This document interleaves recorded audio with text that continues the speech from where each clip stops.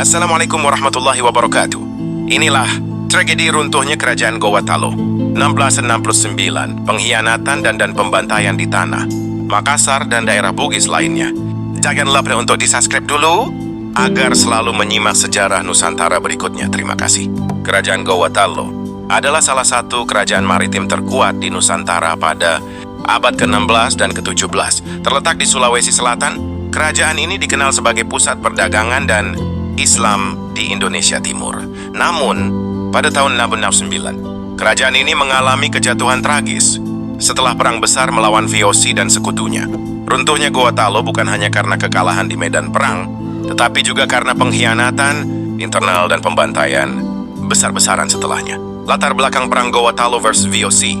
Pada pertengahan abad ke-17, Goa Talo berada di puncak kejayaannya di bawah pemerintahan Sultan Hasanuddin, bergelar ayam jantan dari timur.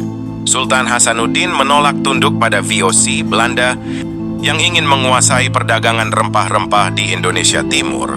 Belanda merasa terancam oleh kekuatan maritim Goa dan mencari cara untuk melemahkan kerajaan ini. Mereka kemudian bersekutu dengan Arung Palaka, seorang bangsawan Bugis dari kerajaan Bon yang ingin membalas dendam terhadap Goa. Pada tahun 1606, VOC dan Arung Palaka melancarkan serangan besar ke wilayah Goa Talo. Perang dan tragedi runtuhnya Goa Talo 1666-1669. 1. Pengkhianatan di dalam istana. Beberapa bangsawan Goa mulai tidak setia kepada Sultan Hasanuddin karena merasa terancam dengan kebijakan kerasnya terhadap Belanda. Sebagian pasukan Goa diam-diam membelot dan bergabung dengan VOC serta pasukan Arung Palaka. Hal ini tak menyebabkan pertahanan Goa melemah, meskipun pasukan Sultan Hasanuddin berjuang mati-matian.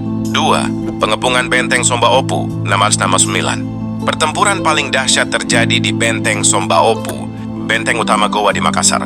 Pasukan Belanda yang dipimpin Cornelis Spilman dan pasukan Bugis dari Bon yang dipimpin Arung Palaka menyerang habis-habisan. Setelah pertempuran sengit, benteng akhirnya jatuh. 3. Pembantaian massal. Setelah kemenangan VOC dan Bon, terjadi pembantaian besar-besaran terhadap rakyat dan pasukan Goa yang masih bertahan. Ribuan orang dibunuh, termasuk banyak bangsawan Goa yang setia kepada Sultan Hasanuddin. Wanita dan anak-anak diculik atau diperbudak oleh pasukan Bon dan VOC. Benteng Sombaopu dihancurkan, mengakhiri kejayaan Goa sebagai kerajaan maritim besar. 4. Sultan Hasanuddin dipaksa menyerah. Sultan Hasanuddin akhirnya terpaksa menandatangani Perjanjian Bongaya 1669 yang membuat Goa kehilangan kekuasaannya. Goa dipaksa menyerahkan wilayahnya kepada VOC dan Bon menjadi kerajaan yang lebih dominan di Sulawesi Selatan.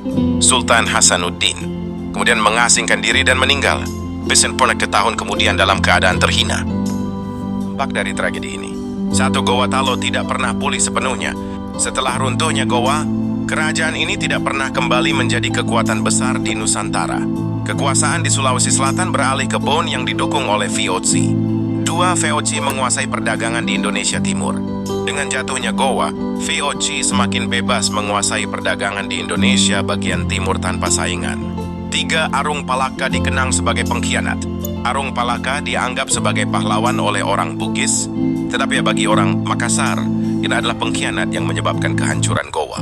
Kesimpulan, tragedi runtuhnya kerajaan Goa Talo bukan hanya sekadar kekalahan dalam perang, tetapi juga contoh pengkhianatan, balas dendam, dan brutalitas kolonialisme.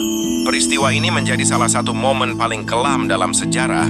Demikianlah sejarah Nusantara kali ini, dan nantikan sejarah Nusantara berikutnya. Terima kasih.